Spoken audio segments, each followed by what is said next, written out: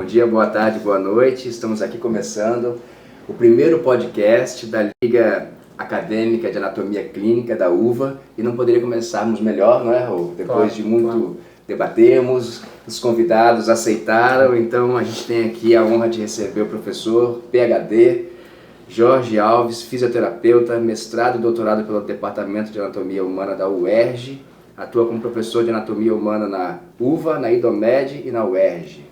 É muita coisa, hein, professor? Obrigado por ter vindo. Boa noite, gente. Temos também o professor Caio Vicentini, fisioterapeuta e profissional de educação física, especialista em anatomia humana pela UNESA e mestre.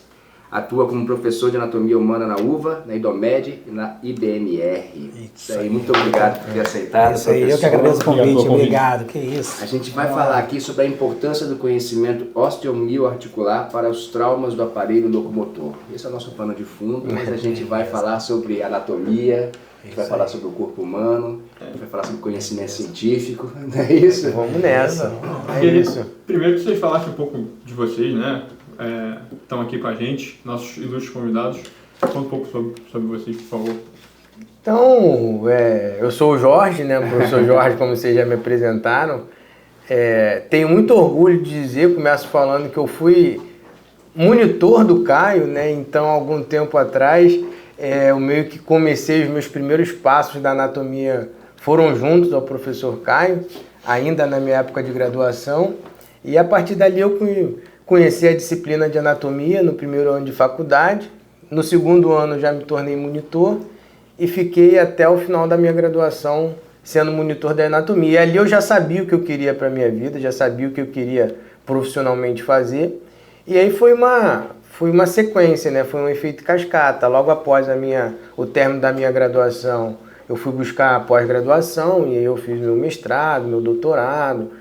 Me pós-doutorei também pelo Departamento de Anatomia Humana lá da Universidade do Estado do Rio de Janeiro e hoje sou feliz demais aí dando aula dessa disciplina para curso de medicina aí das diferentes instituições do nosso estado.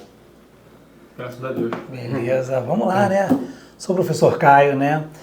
Caio Vicentini, e eu tenho uma história assim, né? Eu quando passei no vestibular para fisioterapia, eu sempre fui fixado assim em cadáver, em anatomia humana.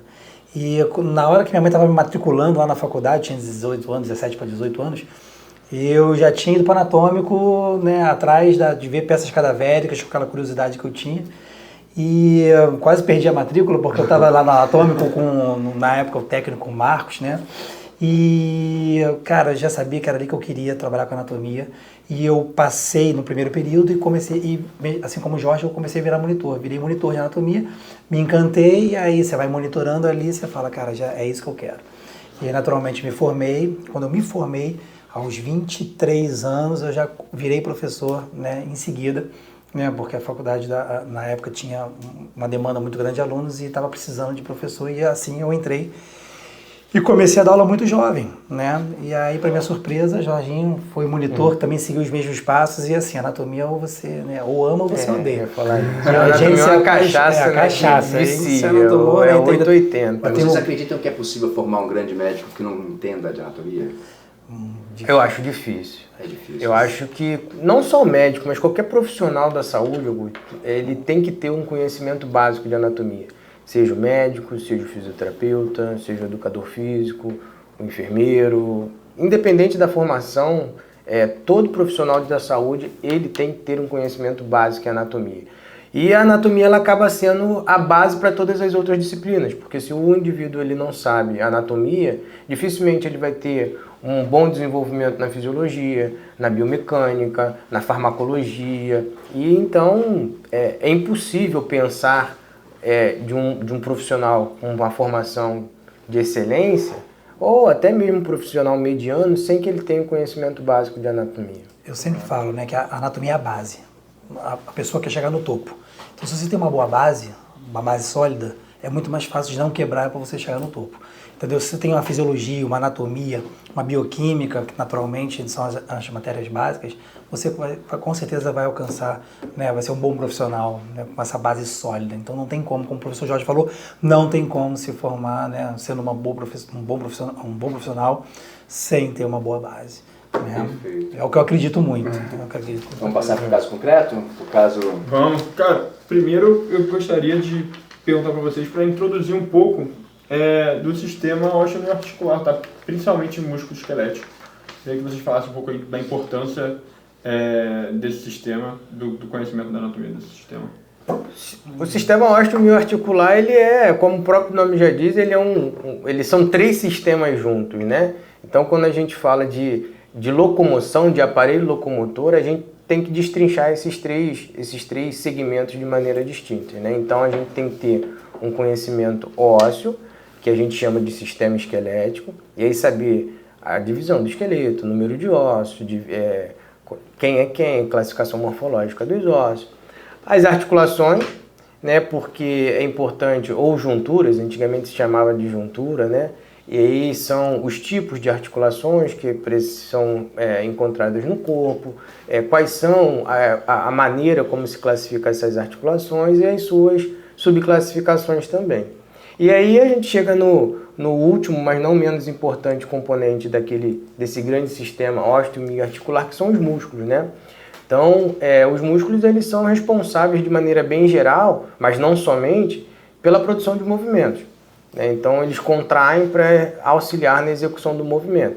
E uma coisa muito interessante e importante da gente pensar é que o músculo não vai produzir o movimento em si se você não tiver um sistema articular íntegro, se você não tiver um sistema ósseo íntegro e se você não tiver um sistema muscular íntegro, né? Então, quando a gente fala de sistema, né, ou aparelho osteomioarticular ou aparelho locomotor, a gente precisa ter a ideia e o conhecimento desses 3 grandes sistemas aí: ósseo, muscular e articular. E é o cartão de visita para entrar da faculdade, né? É aí que a pessoa vai decidir se vai querer seguir na área ou não.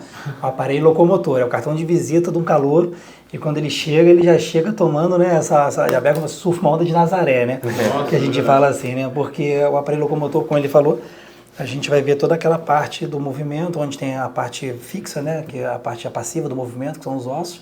A articulação são os encaixes, a juntura, né? E o movimento feito pelos músculos, que é a parte ativa. E naturalmente a gente tem que ter uma inervação chegando ali para poder fazer aquele movimento, né? Que vai dar continuidade lá na anatomia da M2 e da M3. E um aporte sanguíneo, aí vai completando tudo. Porque um músculo sem sangue, sem inervação... São peças de quebra-cabeça, tem que encaixar. Exatamente. Entendeu? E é isso aí. Vamos ler? Vamos para a prática, então, de tudo que vocês falaram, porque nosso caso clínico já começa quente aí. JB, 41 anos, masculino, bancário, praticante recreativo de futebol de fim de semana. Conhece alguém assim? Durante uma partida de futebol, João relata que ao tentar correr para alcançar a bola, sentiu uma dor súbita e intensa na panturrilha direita, acompanhada da sensação de que alguém havia lhe dado uma pedrada ou chicotada na parte posterior da perna. Caiu imediatamente no chão sem conseguir continuar o jogo. Chegou ao pronto-socorro andando com dificuldade, em marcha antálgica e referindo dor na região posterior do tornozelo e incapacidade de ficar na ponta do pé direito. Exame físico, edema e equimose na face posterior do tornozelo, palpação evidencia um gap, falha na trajeto do tendão de Aquiles, teste de Thompson positivo. Ao apertar a panturrilha com o paciente em decúbito ventral, não há flexão plantar do pé direito. Incapacidade de se apoiar na ponta do pé direito. Hipótese diagnóstica, ruptura total do tendão de Aquiles direito. A gente tem ali um slide, né, do raio-x. Ali, do tendão proximal e da ruptura. E aí a gente tem algumas perguntas. Quais estruturas anatômicas acometidas? Então vamos lá. Rapidinho, antes de começar... O caso clínico ele já diz muita coisa, já sugere muita coisa, né? Então, a gente percebe que o paciente já relata algumas queixas, né? Então, você já começa a avaliar quando ele já entra no teu consultório. Então, quando ele está claudicando, né, está cambaleando, a gente já consegue observar que tem alguma coisa ali, né, que foi acometida.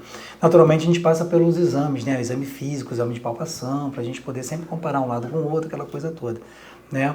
Então, só para aproveitar o caso clínico, quando a gente dá muita aula baseada em caso clínico, é justamente para poder dar uma importância para a anatomia, né? Que ela não vai ser só fria, ela tem uma importância dentro de um caso que vocês vão ver isso direto.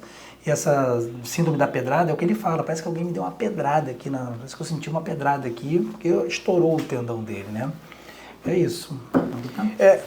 Só a título de conhecimento, de enriquecimento e anatômico aí, né? Esse tendão de Aquiles, a gente sempre fala muito que na anatomia esses epônimos eles estão quase que sendo em desuso, mas acho que o tendão de Aquiles, se bobear, é o epônimo mais famoso que tem na anatomia. Minha avó conhece, né? É importante a gente ressaltar que atualmente ele também é chamado de tendão de calcâneo, né? Então, isso aí é uma coisa importante da gente observar. E aí, esse tendão de calcâneo, se a gente puder mostrar aqui, ele é o ponto de inserção de 3 músculos distintos, né? Então, a gente tem os gastrocnêmios, as 2 porções, né? O gastrocnêmio, a porção medial e lateral do músculo gastrocnêmio. Abaixo desse músculo gastrocnêmio, a gente tem o músculo solear, que são os músculos do compartimento posterior da perna, né? No plano mais superficial.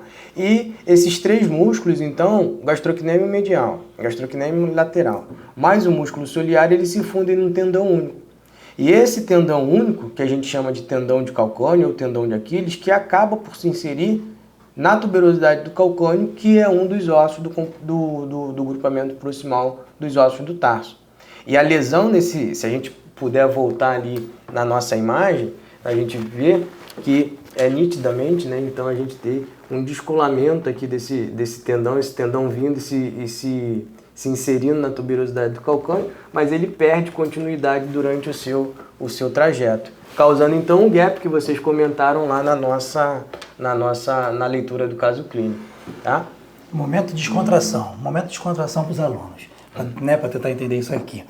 Eu falo gastrocnêmios porque gastronomia, batata da perna, todo mundo conhece batata da perna, né? Então nós temos aqui a batata da perna, a famosa batata da perna, formada pelo gastrocnêmio lateral, gastrocnêmio medial. E o que frita a batata? Óleo. Só óleo, só óleo que é o músculo solear aqui. Aí o aluno consegue entender e não erra pelo menos mais na prova, tudo bem? Legal. E quando eu fiz essa pergunta hoje na faculdade, na aula passada, o que frita a batata? Ele air fry. Aí já acabou com a brincadeira, não tem mais como... Não tem mais. É isso. E aí, qual a função do tendão na marcha?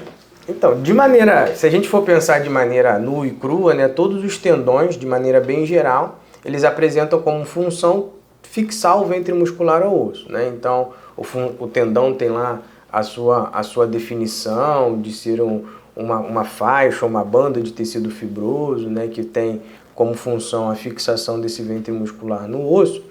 Mas, para a gente pensar na função desse tendão rompido aqui, do nosso exemplo de caso clínico, a gente precisa pensar na ação muscular, né? Então, esses músculos eles apresentam uma origem, uma inserção, mas eles apresentam uma ação. E se a gente pensar na ação dessa musculatura, que é a flexão plantar ou a plantiflexão, esse movimento durante a marcha é o movimento que faz a impulsão. E aí, então, por isso que no nosso caso clínico ele tem lá marcha claudicante, marcha antálgica, porque ele tem uma dificuldade na marcha, no processo inicial, né, da marcha de fazer essa impulsão. E indivíduos, então, que apresentam lesão de calcâneo acabam por ter dificuldade de realizar esse movimento de flexão plantar e, então, impulsionar o pé para o início da marcha.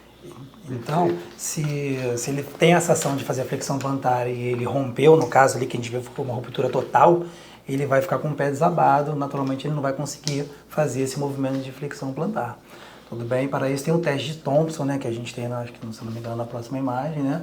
Esse teste de Thompson ele é clássico, a gente apalpa ali, né, a gente faz uma palpação ali da panturrilha e se ele estiver íntegro, naturalmente o pé faz um movimento, né? Se ele estiver rompido totalmente, a gente palpa e o pé nem se mexe. Sinal do beijo. Não sei se você já ouviu falar.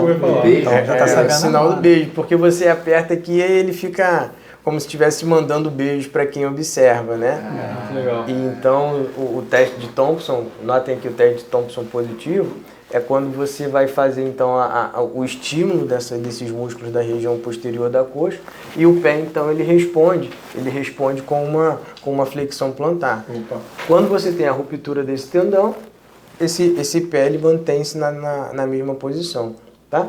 E pela imagem, pela palpação, né?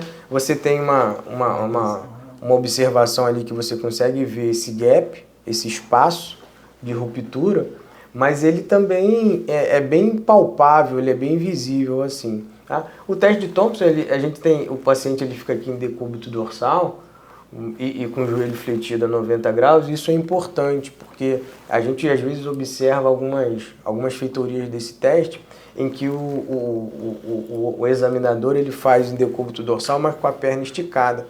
E quando você faz com a perna esticada, você acaba tensionando por uma musculatura posterior de coxa, musculatura até mesmo da região glútea que estabiliza, e você não consegue isolar por completo aqui na realização desse teste. E aí pode te dar um falso positivo ou um falso negativo na execução do teste. Então essa posição do joelho aqui a 90 graus ela é muito importante para a realização do teste de Thompson lá para ver a integridade do tendão de calcâneo. E nesse caso, qual que seria o tratamento?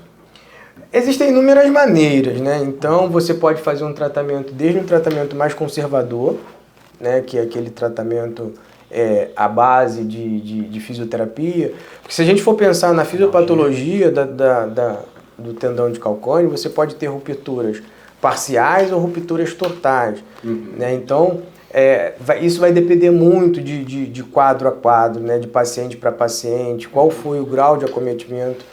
Mas normalmente você faz o tratamento cirúrgico, não tem muito o que correr disso, né? Às vezes você faz um tratamento conservador, mas ainda assim o paciente ele não tem a recuperação da funcionalidade total dessa musculatura. E aí o mais indicado na grande maioria dos casos é fazer a reparação cirúrgica. E aí você faz todo um pós-operatório de fisioterapia, reabilitação. Que passa por várias fases. A fase da analgesia, tirar a dor, para cicatrizar tecido e depois começar a fazer as mobilizações. Aí é um papo lá para os nossos queridos amigos da fisioterapia. E depois vai para a parte da mecanoterapia, que é a musculação da fisioterapia, porque o objetivo é restabelecer a função antes do tempo fisiológico normal. Também não vale ressaltar, né, cara, que não é uma recuperação rápida, assim, né? Uma recuperação de médio a longo prazo. A gente está falando de um paciente que vai ficar pelo menos de 6 a 10 meses aí num processo de reabilitação. Isso respondendo bem, porque eu já vi pacientes que levaram até 15 meses para um processo de reabilitação na ruptura de tendão de calcâneo, né? Então, é um tratamento assim que não tem receita de bolo, Augusto. Você tem que saber adaptar paciente para conseguir ajustar esse processo de reabilitação. E pode ser atleta, pode ser um idoso, pode ser uma criança, tudo vai depender da condição também, né? Da recuperação, né? Isso. Acabou. Então a gente tem aqui só uma diferença, né? Que seria importante talvez diferenciar de outras rupturas, de ligamento, por exemplo, né, que também é complicado, né, a recuperação um ligamento de joelho, por exemplo, qual que seria mais fácil, essa ruptura de tendão ou a ligamento? gente queria saber a diferença, né, entre a ruptura de um tendão, também explicando para a galera do primeiro episódio, a diferença essencial entre um tendão e um ligamento, né? Eu acho que é por aí que a gente tem que começar, né? Por aí entender o que é tendão e o que é ligamento. Tendão a gente já comentou anteriormente que faz a fixação do ventre muscular no osso. O ligamento ele é uma estrutura, né? Ele é um componente acessório das articulações sinoviais, também é uma banda, uma faixa de tecido conjuntivo, mas ele vai fazer a fixação de um osso ao outro. E essa fixação de um osso ao outro, ele dá estabilidade na articulação. Então são duas coisas bem distintas. Uma coisa é o tendão, uma coisa é a anatomia do ligamento. E você perguntar para mim, qual que é o pior? Não existe pior. Cada um tem as suas peculiaridades. Eu prefiro não ter nenhum dos dois, né? Exatamente. Eu prefiro não romper nem o tendão, nem o ligamento. Se eu tivesse que escolher, eu não escolheria nada, na verdade, né?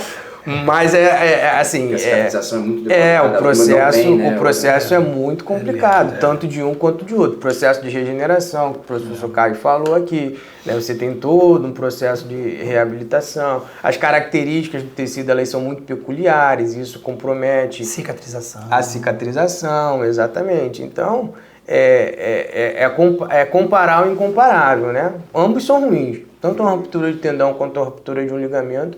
Eles comprometem bastante a funcionalidade do corpo. Então, como ele falou, o ligamento ele estabiliza a articulação. Então, nossos ossos estão encaixados, então quando a gente sofre uma luxação, um entorse, a gente está falando de articulação. Ou seja, a diferença entre entorse e luxação é que no entorse as articulações saem e voltam para o lugar. E numa luxação, as estruturas articulares elas saem e não voltam para o lugar.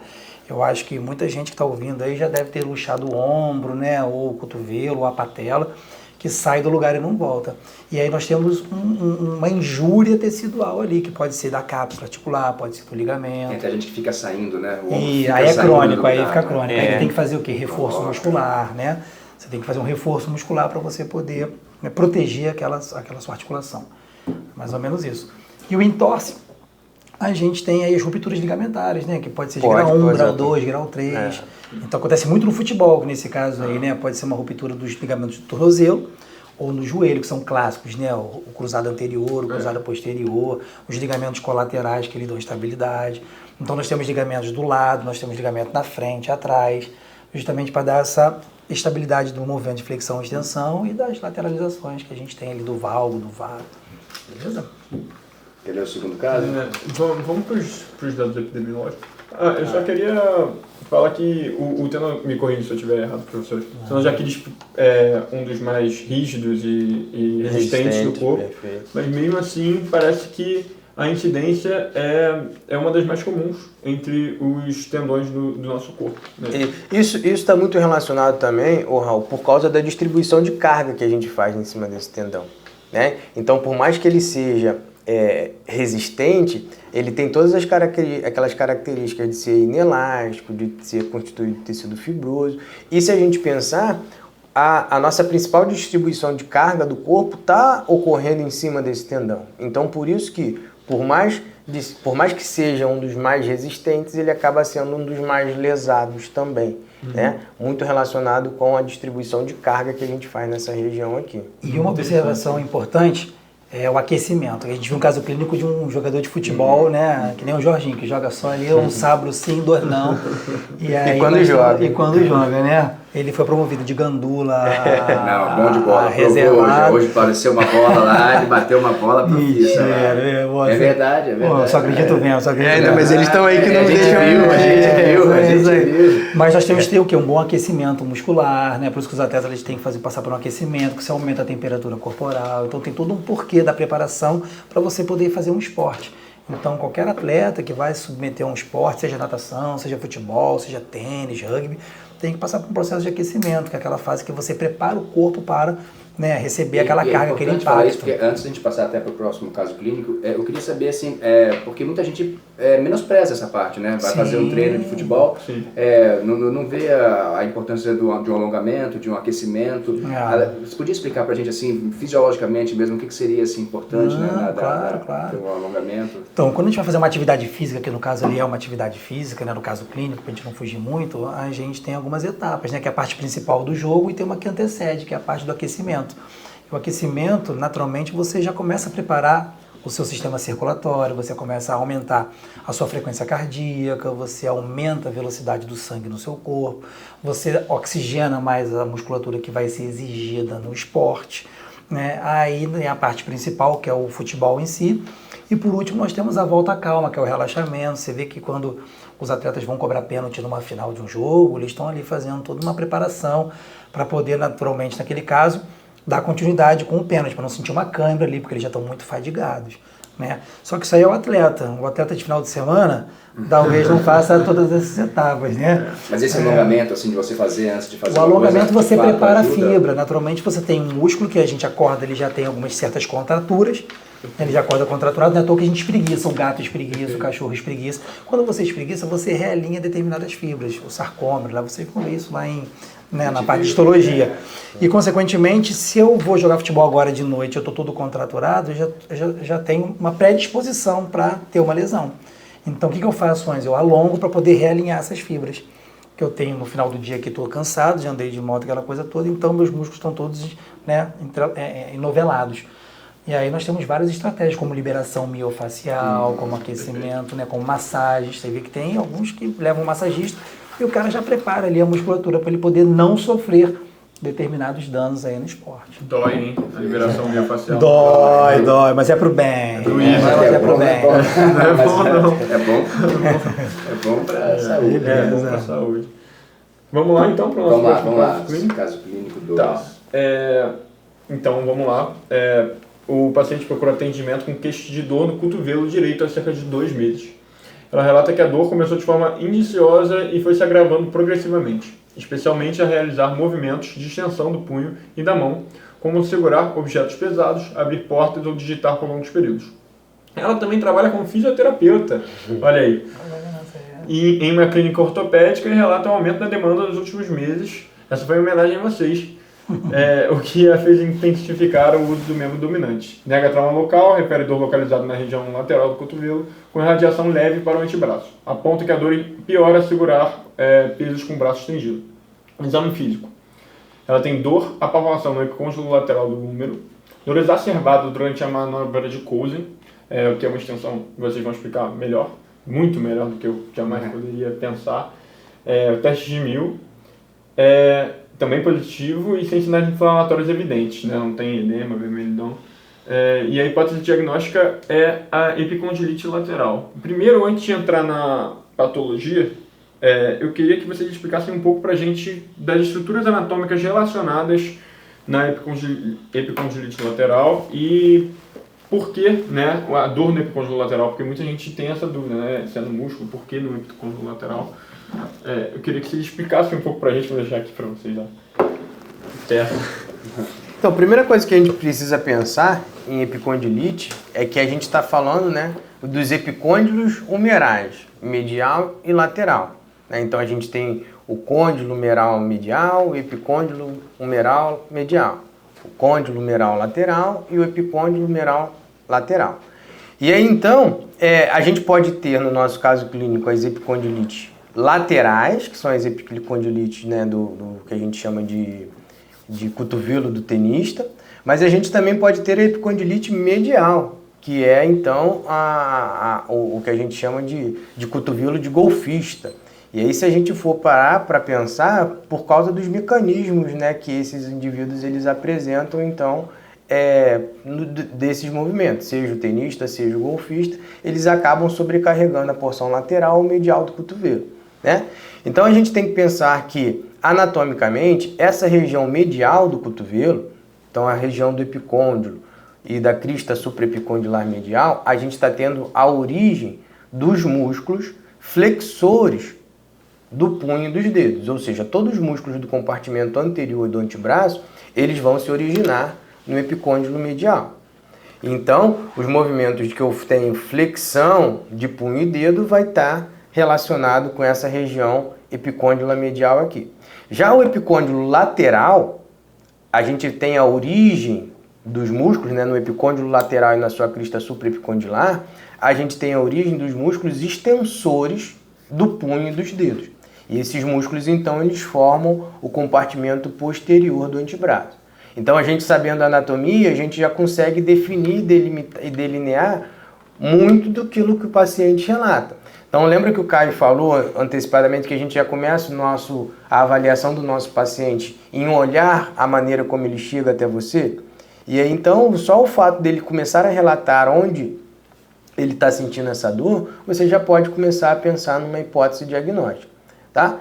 Então, a gente vai ter aqui, nesse epicôndilo lateral aqui, né, a gente tem que ter ideia que esses epicôndilos eles se encontram no terço distal do húmero, e, consequentemente, eles estão se articulando com as porções proximais dos ossos do antebraço. E aí a gente tem 2 ossos do antebraço aqui, né? A gente tem a una mais medialmente e o rádio mais lateralmente.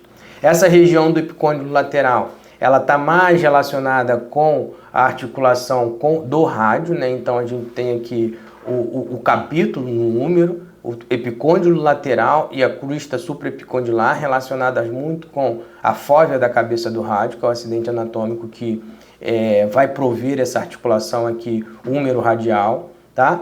A gente, além dessas estruturas, a gente tem que pensar que tem uma cápsula articular, tá? Então aqui a gente tem uma articulação sinovial do tipo gínglion ou dobradiça nessa região do cotovelo, tá ok? Que permite então os movimentos de flexão e extensão. A gente tem os ligamentos que sustentam essa articulação, os ligamentos que a gente acabou de falar, né? Da função importante da estabilidade articular, né? Então a gente vai ter aqui o ligamento colateral radial, tá? E a gente ainda tem as bursas do cotovelo, que também são estruturas anatômicas que estão relacionadas em todo esse complexo articular. Então quando a gente pensa em epicondilite medial ou lateral, né, que é o nosso caso clínico, a gente tem que pensar em inúmeras estruturas anatômicas que por aqui passam e que podem estar lesadas dentro dessa anatomia aqui da articulação do cotovelo. Então, vamos lá. Epicondilite, inflamação dos músculos que se localizam nos epicôndilos, né? Então, como o Jorge falou, eu tenho aqui 5 músculos aproximadamente que estão saindo daqui de uma região pequena, que naturalmente é uma área pequena que tem muito músculo saindo dali. Ou seja, é de muito uso. Então, essas lesões por esforço repetitivo acabam levando à inflamação desse compartimento que está preso numa parte pequena. Então, e a epicondilite lateral é a mesma coisa, é um conjunto de músculos que sai de uma área pequena, que é o epicôndilo lateral. Beleza? Então, acho que aproximadamente... O que você falou é muito interessante sobre a lesão por esforço repetitivo, né? Porque nos outros casos a gente está falando de trauma, né? Aqui a gente está falando de uma lesão... E assim, se você for parar para analisar, a função dela, né? A atividade que ela relata, então... Se é uma epicondilite lateral, isso quer dizer que ela faz muito movimento de extensão com esses músculos extensores de punho e de dedos, né? Então, como o Caio disse, um conglomerado muscular que tem uma origem em um pequeno espaço, você acaba gerando sobrecarga nessa região. E a sobrecarga dessa região, então, promove uma irritação que vai desenvolver essa epicondilite. Perfeito. Gente, galera do primeiro período aí, eu não sei se minha memória tá ruim, mas eu acho que tinha alguma questão assim parecida com essa em alguma prova. Só tem. Vai que cai no meteoro aí, a questão volta. Assistam o podcast. Não, isso aqui é o terror de já não entender, porque é muito músculo numa área pequena, né? Nós temos a mão com muitas funções. O corpo inteiro é mais fácil que isso aqui. Isso aí. Depende, né? Se a gente pensar, a camada, né, medial, a camada, a loja anterior, 4, 1, 2 e 1. Já matamos 8 músculos aqui do compartimento anterior, né? E se a gente vier para a camada posterior, a gente tiver uma sequência, a gente também não tem. Ele vai ter os músculos superficiais e os músculos profundos. Né? E aí você mata, né? Se você tem uma sequência, braço radial, extensor radial longo, extensor radial curto, extensor do indicador, extensor comum dos dedos, extensor do dedo mínimo e o extensor radial, o extensor ulnar do carpo, você já matou a primeira camada. Tá vendo como não é tão complicado assim? Você volta a fita e assiste mais 3 vezes que você decora isso aí. Então depende, né? Depende do seu grau de comprometimento de estudo anatômico aí. É isso aí. E a gente vê aqui nas imagens, né? Olha a camada superficial, intermediária e a camada mais profunda. Bráquio radial, extensor radial longo, por baixo estaria o extensor radial curto, o extensor comum dos dedos, o extensor do dedo mínimo e aqui o extensor ulnar do carpo. Já matamos todos aí. Fazendo um parênteses aqui, talvez a galera não tenha conseguido ver pela essa peça, mas o epicôndilo lateral dá para ver melhor na imagem ali, né? Isso, aqui é uma vista posterior, ó, onde a gente observa aqui a una e aqui tá vendo que esses músculos eles estão recobrindo o rádio. Como a gente comentou, o rádio que é o osso lateral do antebraço, Aqui é o epicôndilo medial, aqui o epicôndilo lateral e a sua crista supraepicondilar, onde a gente comentou que vai ter a origem desses músculos extensores do... E o mais legal é que a pessoa passa em anatomia e fala assim, eu não vou precisar mais. Mas não, depois vai ter que ir para semiologia, vai ter que fazer anatomia palpatória, vai ter que começar a palpar tudo isso, tem que relembrar. Ou seja, superficialmente a gente consegue sentir aqui os dois epicôndilos, tanto o lateral quanto o medial. E na promoção você leva o Alecra no aqui do cotovelo. Isso aí. Realmente, assim, você falando desse jeito, o raciocínio anatômico assim, é muito importante, porque você vê a pessoa está com uma dor no cotovelo. A pessoa que não tem raciocínio anatômico, ela não pensa que o problema pode ser um desgaste muscular, né? Então, realmente... Se articular, se é de origem articular, muscular, óssea também, né? Isso aí. Então, a gente vê a importância aí, pra galera que acha que a anatomia é só olhar e saber onde... Decorar para passar na bola, isso aí. E a gente viu sobre a síndrome, nessa síndrome, qual vai ser o papel do músculo extensor radial curto do carpo? O extensor radial curto, como o próprio nome já diz, ele vai fazer a extensão do punho, né? Ele faz, e ele também vai ser responsável pelo desvio radial, né? Então a gente tem tanto a extensão do punho quanto o desvio radial, são papéis que esse músculo vai apresentar em todo o antebraço e no punho. Porque eu lembro, eu tinha um amigo que ele tinha mesmo, né, de tênis, de jogar tênis, ele não esticava assim. Por isso que muitos usam até aquela braçadeirinha. Cotoveleira, brasileira. Sobre o exame.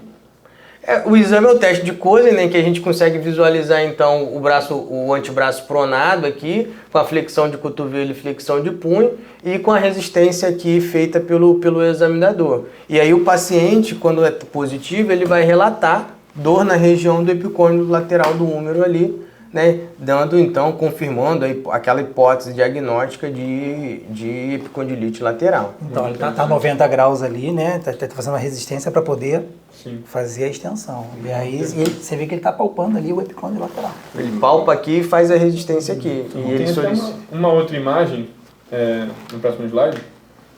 Acho que aqui dá pra ver melhor, né? Isso aí. Perfeito. O ponto onde ele vai sentir a dor, e você percebe pela expressão facial dele, se ele vai relatar. Os testes são irritativos, né? Você irrita para poder justamente ver se tá cometido ou não. É muito interessante. Realmente é um exame puramente raciocínio anatômico, né? Raciocínio anatômico. Tudo é raciocínio anatômico, né? Sem querer puxar a sardinha pro nosso lado, mas é o que a gente falou no início, né? Você não consegue pensar clinicamente se você não tiver conhecimento anatômico. Quer passar para o 3? A gente ficou aqui só uma coisa que seria interessante, que a gente falou sobre a questão do uso excessivo ou repetitivo do membro pode levar à degeneração tendínea, né? Mas seria possível prevenir, de alguma forma assim, uma pessoa que joga tênis mesmo, de diminuir essa lesão? Então, assim, a prevenção é o que eu te falei, aquelas etapas do aquecimento, né? Você aquecer, você preparar, né? Você fortalecer sempre fortalecer a musculatura, né? Eu acho que o básico é isso, né? Você saber preparar o seu corpo para aquela missão que ele vai receber. Então é isso, uma boa qualidade de vida, você saber dar carinho para sua articulação, passar gelo depois, tem gente que acaba, o lutador de MMA, ele acaba de tomar surra lá, ele entra numa grande banheira de gelo para poder, né, minimizar os microtraumas que sofreu ali e tal. Então, se um atleta, uma pessoa tem esse conhecimento, ele consegue dar mais qualidade de vida ali para sua articulação. Eu acho muito interessante essa fala do Caio, quando ele fala que a gente precisa preparar o nosso corpo, né? Por que a gente precisa preparar o nosso corpo, Augusto? Porque não existe prevenção de lesão, né? Então, a prevenção de lesão é se existisse prevenção de lesão, o atleta de alto nível nunca ficaria lesionado, né? O que se faz é a preparação do corpo, né? E aí o Caio disse muito bem, desde a sua, isso eu levo muito comigo, né? Desde a sua qualidade de vida até aquela sua atividade fim, né? Porque quando a gente fala de atividade, a gente está falando de uma noite bem dormida, uma noite mal dormida pode predispor a lesão. Você fazer uma atividade com uma má alimentação, né? Se você tem uma alimentação deficitária ali, sei lá... Se esse atleta faz uso de cigarro, se ele fuma, se ele é fumante, vai ter uma outra qualidade de vida para o músculo, né? Porque tudo vai ser levado para o músculo. Exatamente. Então, acho que o grande X da questão para a sua pergunta é preparar o corpo para a atividade fim.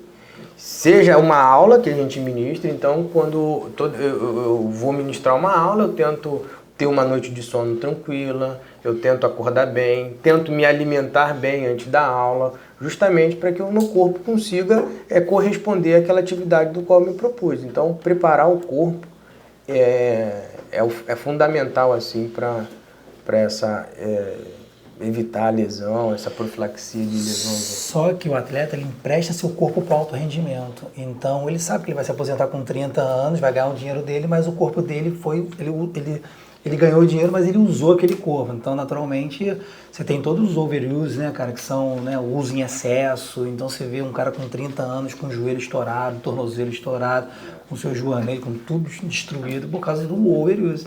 Nadadores que não têm mais ombro, porque já não conseguem mais, você vê que está tudo já destruído. É o preço que se paga para você ter um alto rendimento. É muito interessante que as pessoas realmente associam normalmente o esporte à saúde, né? Você vê que o esporte profissional geralmente, às vezes, não é sinônimo de saúde. Por isso que tudo na vida é equilíbrio. Só que o alto rendimento está na gangorra lá em cima. E o sedentarismo lá embaixo. Entendeu? Então você tem que ter o quê? Uma boa qualidade de vida, saber fazer os seus esportes, saber ter uma boa alimentação para você poder ter uma melhor, né, um melhor envelhecimento e por aí vai. Quer passar? Vamos falar um pouco sobre os dados epidemiológicos, né? A epicondilite lateral afeta cerca de 1 a 3% da população, e principalmente em indivíduos que realizam movimentos repetidos, a gente já falou. Uma coisa que eu achei interessante também é que eu li no artigo que muitas vezes esse caso é apresentado em pessoas que não são tenistas, né? Como até o próprio caso clínico, a gente estava falando, acho que em fisioterapeuta. Isso. Então é muito interessante também. A terminologia epicondilite de tenista é porque ela dá de maneira insidiosa no tenista, né? Mas isso não quer dizer que nós, meros mortais, que não façamos essa atividade de tênis de maneira rotineira, que nós não possamos desenvolver esse tipo de epicondilite. Então, sei lá, o cara que monta móvel, que faz muita extensão de punho, né, por causa da garçom. Que força muito o epicôndilo aqui com a bandeja pesada. Então, isso não quer... Atividade rotineira, do dia a dia. Qualquer um fica suscetível aí a esse desenvolvimento desse tipo de doença. Vamos para o último? Bora! Caso clínico 3. O paciente deu entrada no pronto-socorro após sofrer um acidente de moto colidindo com um carro. Ele apresentava fratura fechada do terço médio. Se não fosse moto, o ortopedista não tinha tanto dinheiro, né?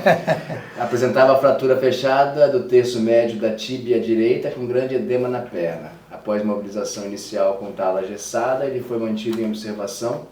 Cerca de 6 horas depois, começou a queixar-se de dor intensa e desproporcional ao exame físico, especialmente ao estiramento passivo do pé. A dor não melhorava com analgésicos comuns e piorava progressivamente.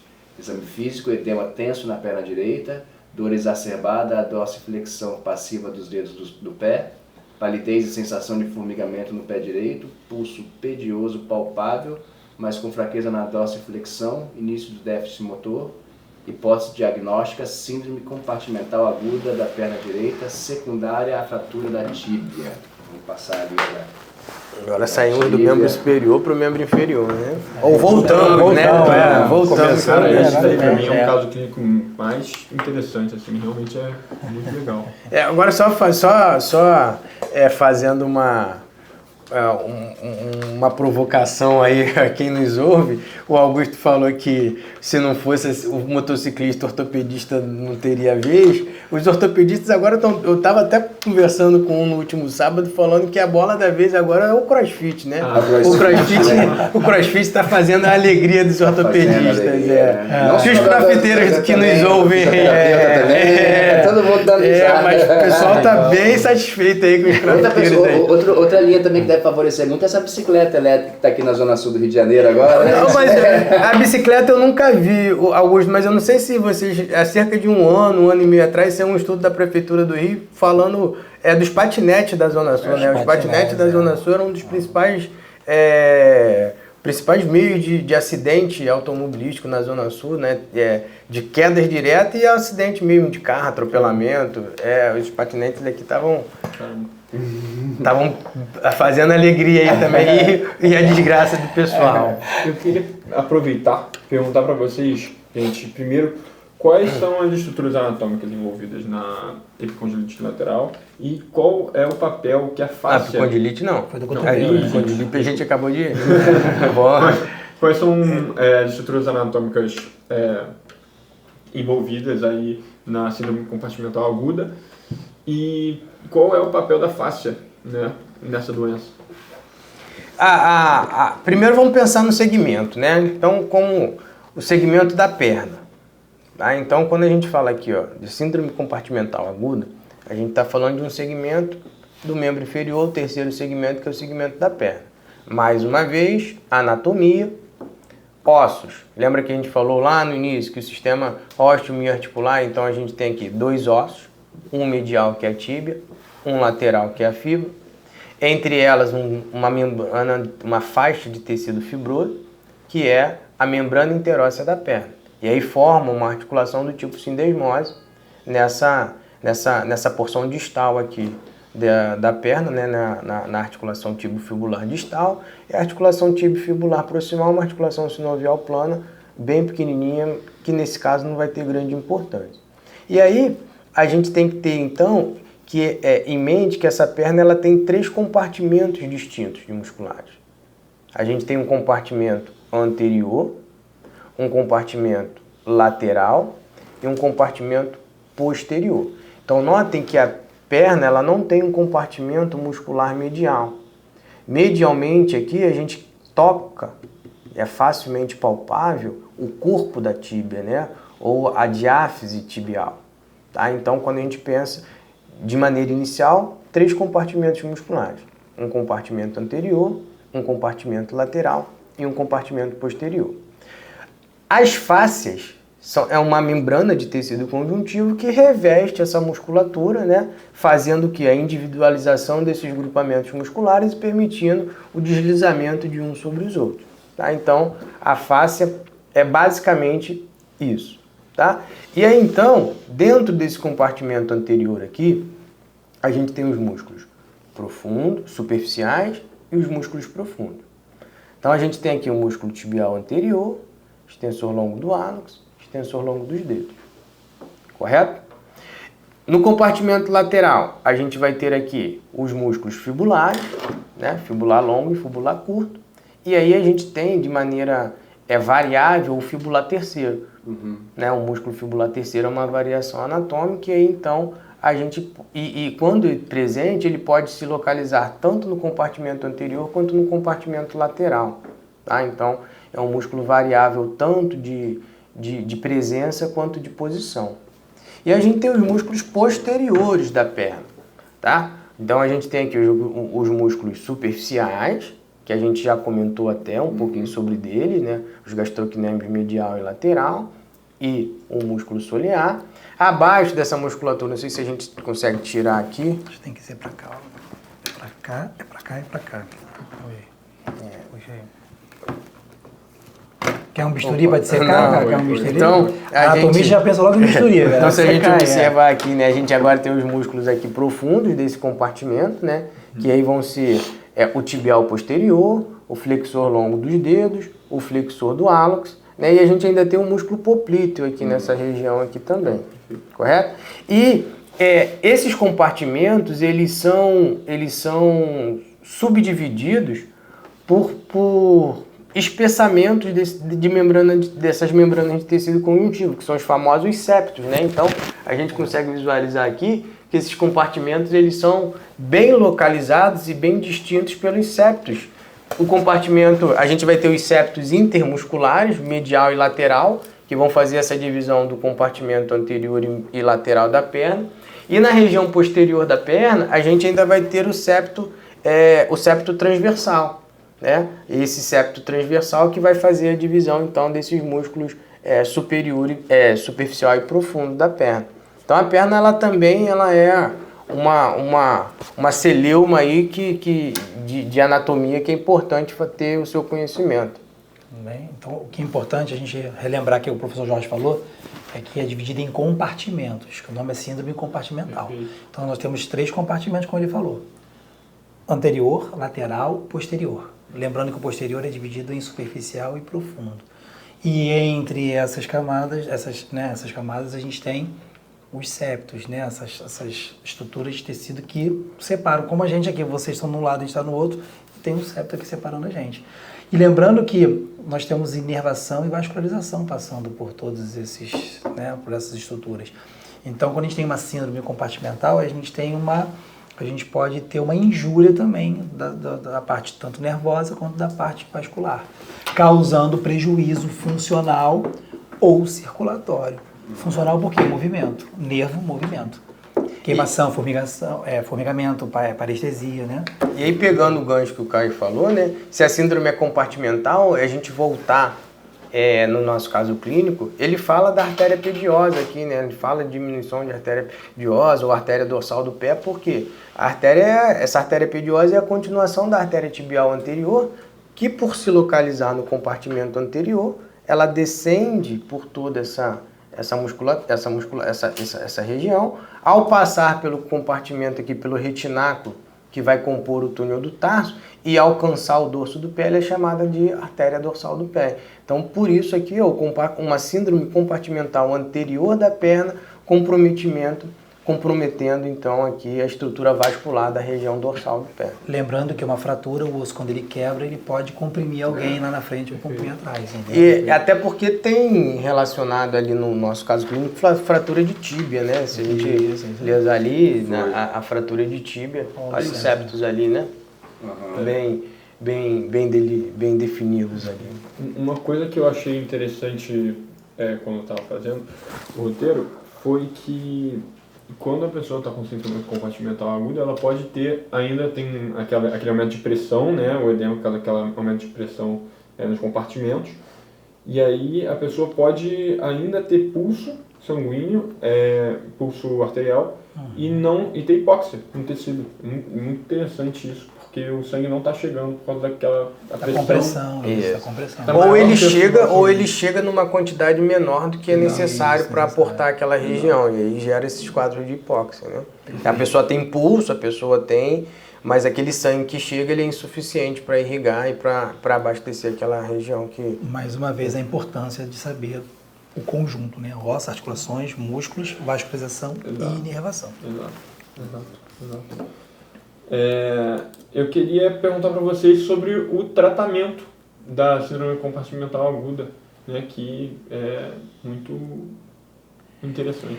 Só antes de comentar o tratamento, Ron, a gente tem que pensar que são 3 compartimentos.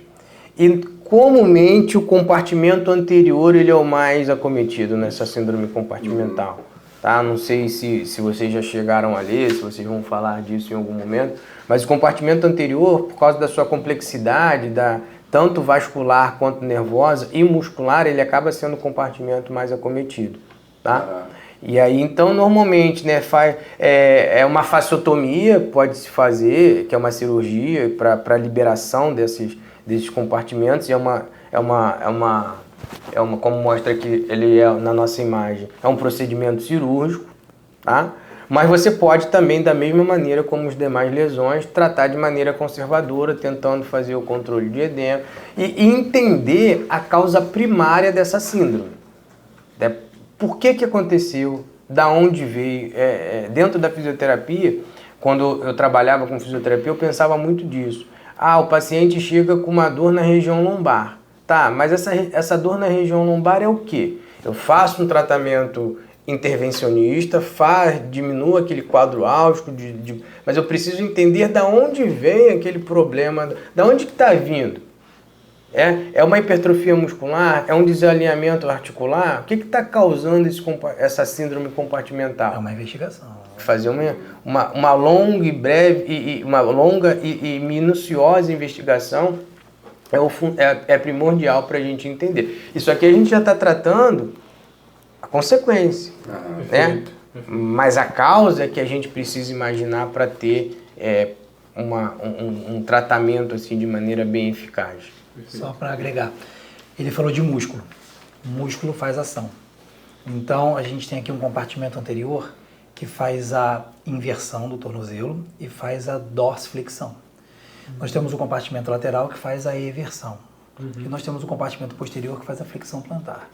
Ou seja, num tratamento reabilitativo, a gente acaba usando todos esses movimentos para poder reabilitar, porque vai ficar em repouso durante um tempo, vai ficar em desuso e vai ter uma atrofia.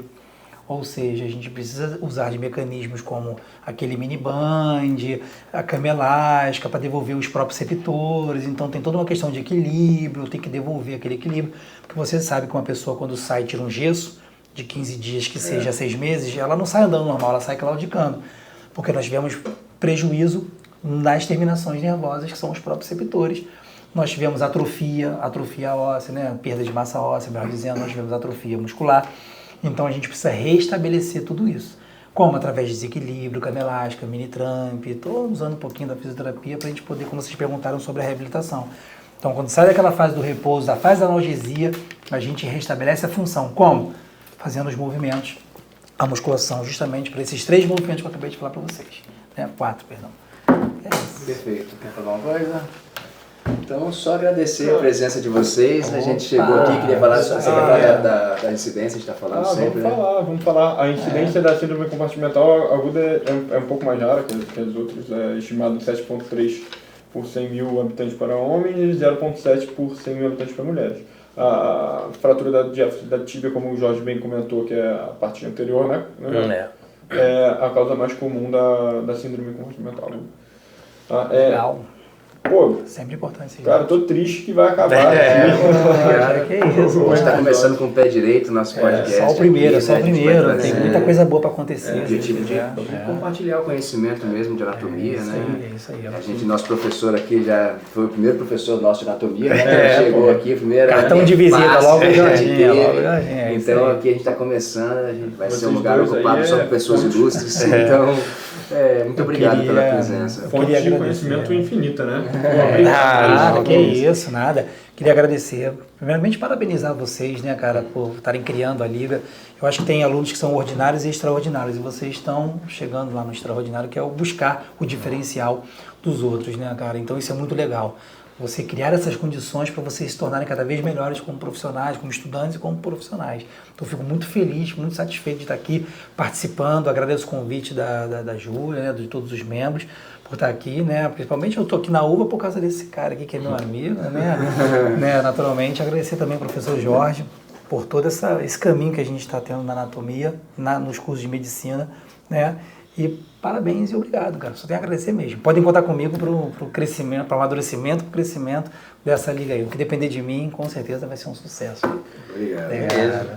E já dito as palavras do Caio, a única coisa que me resta também é agradecer, né, pelo convite, tanto pelo momento daqui hoje, né, também pelo convite de ser o orientador da liga.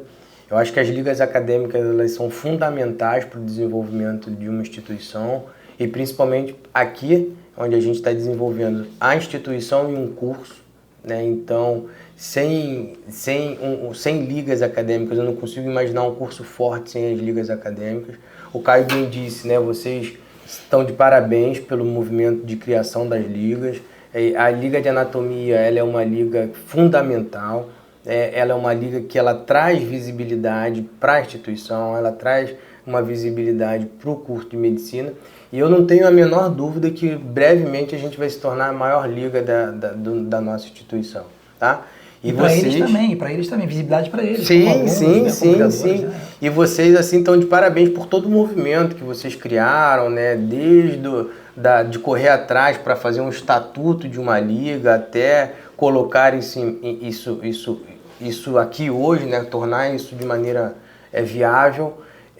E fico muito feliz também de estar aqui junto com vocês. Me proponho, dentro das minhas possibilidades de dias e horários, estar sempre junto com vocês e contem comigo no que precisar. Muito obrigado, gente. Obrigado por ter vindo, tá? Um abraço. Antes de acabar o episódio, eu vou mandar um agradecimento também, né? Já que estamos todos agradecendo aqui. Agradecimento para a presidente, né? Para todos os membros da liga. Meu pai que está ajudando a gente aqui. Tá? Todo mundo que fez isso ser possível, né? Porque eu sei que teve um esforço de muita gente pra gente estar aqui hoje. Né? Não é fácil, mas vale muito a pena. Pô, E a própria instituição que não fornece. A instituição, obrigado. Fornece o Liga, espaço, Liga de né? Avenida. E toda essa...